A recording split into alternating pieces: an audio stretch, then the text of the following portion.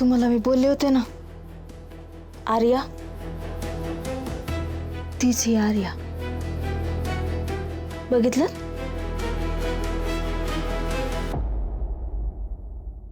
तुम्हीच सांगा आता काय करू मी हिचं. आता जर मी हिचा जीव घेतला तर माझं काय चुकलं? हा, लोक ना उगीच आपल्याला नाव ठेवतात.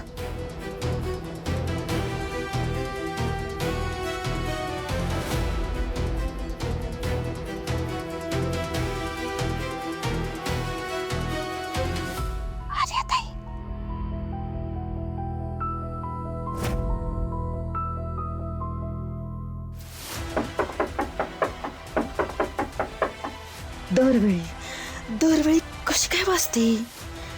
हिचं नशीब एवढं जोरावर काय? आर्याताई, आर्याताई, ओ आर्याताई, काय झालं तुम्हाला? हा, ठीक आहात ना तुम्ही? झालं का उरून?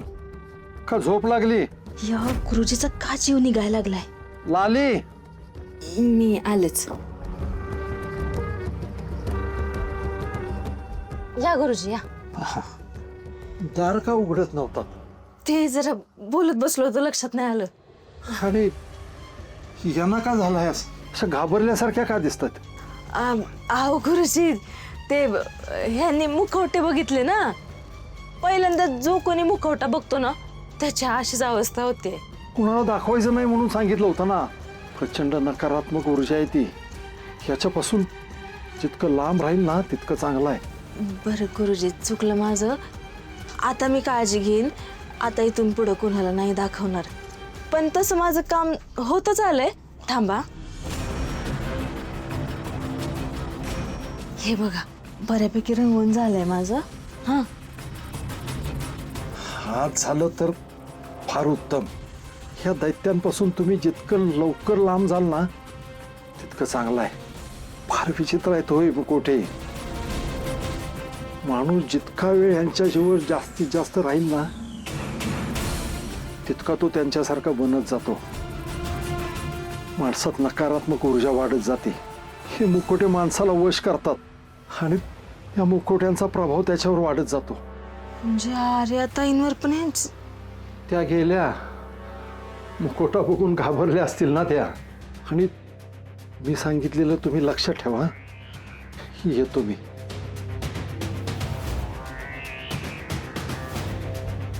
ही आर्या न सांगताच कशी काय निघून गेली? नक्कीच माझ्या नवऱ्याच्या मागावर गेली असतात.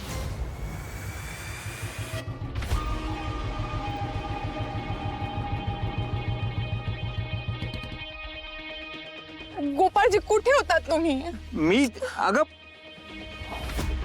आर्या, अगं काय काय करतेस? आपण रस्त्यावर आहे. तू काय झालंय? अरे तू आहे ना, घावच माझ्या हाताला. बघते तुझ्याकडे. बाई आधीच कुटाणा कमी आहे म्हणून हा वाढवा आहे आमचा.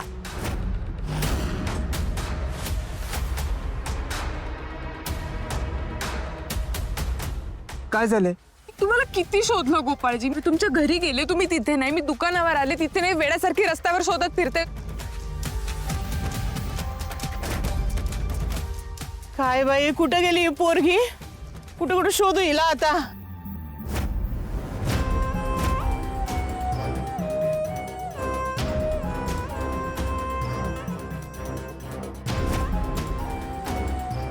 गोपाळची गाडी? गोपाळ इथंच कुठं आहे का काय?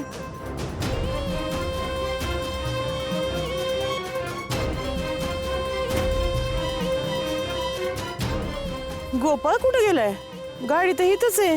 म्हणजे गोपाळ पण इथंच असला पाहिजे कुठेतरी. कुठं गेलाय गोपाळ?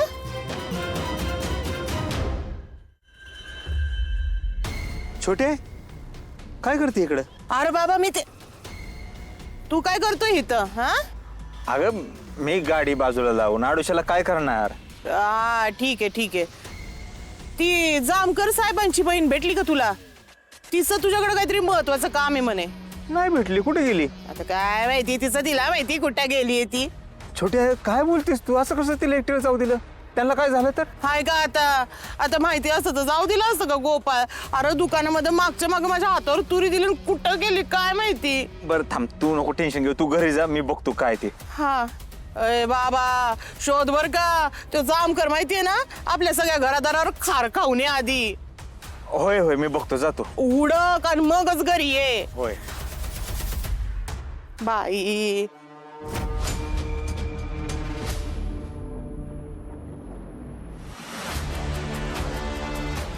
ये. आर्या, अगं सापडता सापडता वाचलोय आपण आज. काय झालंय? काय महत्वाचं बोलायचंय? गोपाळजी मला काहीच सुचत नाही, माझं डोकं बंद पडलंय आता. काय झालंय सांग, चिडचिड करू नको. त्याशिवाय मला कसं कळणार आमच्या घरातले काय बोलल्यात, जामकर साहेब काय बोलल्यात? काय झालंय काय? मी प्रेग्नेंट आहे.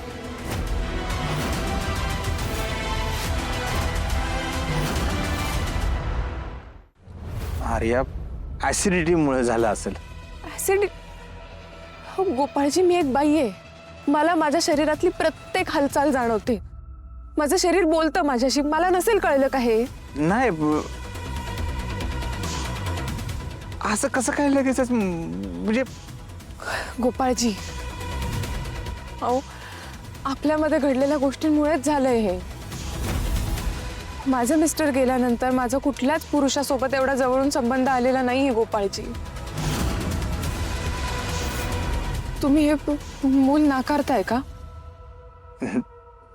नाही, मी नाकारत नाहीये. बरं ठीक आहे, आता काय तुझ्या डोक्यात काय करायचंय, काय करायचं ठरवलंय पुढं? मला नाही माहिती काहीच.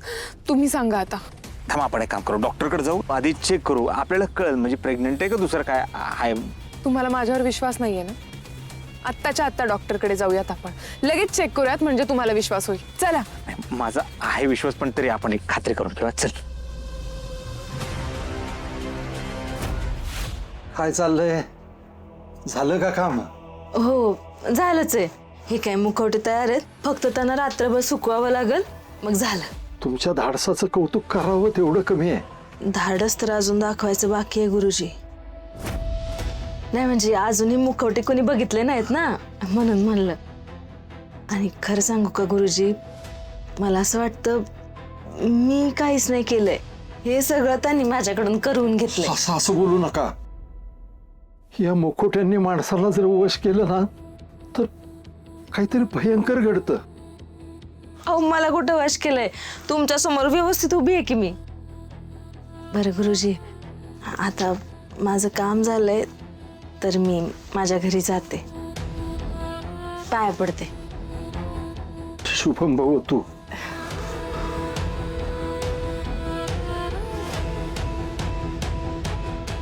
माझा नवरा औषध आणायला गेला होता माझ्यासाठी.